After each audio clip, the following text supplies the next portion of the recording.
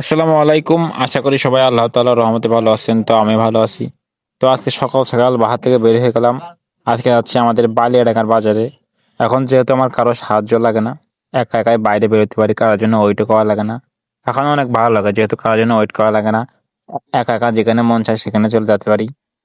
গাড়ি কিনে পর্যন্ত আমি কখনো একা, একা বাইরে বের হয় নাই। আমার সাথে কেউ না কেউ থাকতো সবসময়।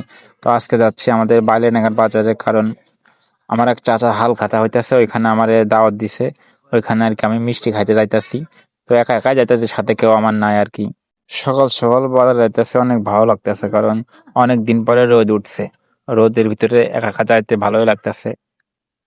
তো আপনার সাথে কথা বলতে, বলতে আরকি বাজারে চলে আসছি। এটা হচ্ছে আমাদের বালিয়াডাঙ্গার বাজার।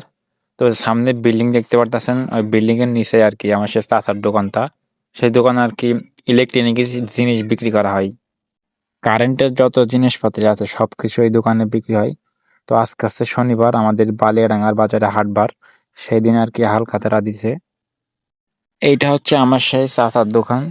তো ভিতরে যাচ্ছে আমার ছোট ভাই ক্যামেরা হাতে করে আর কি আপনাদেরকে দেখানোর চেষ্টা করছি যে কি কি দিয়ে হালখাতা সে আর কি দিচ্ছে। তো এখানে আছে, ওইখানে হাড়ির ভিতরে কালো জাম আছে, আর এই পাশে লুচি আছে।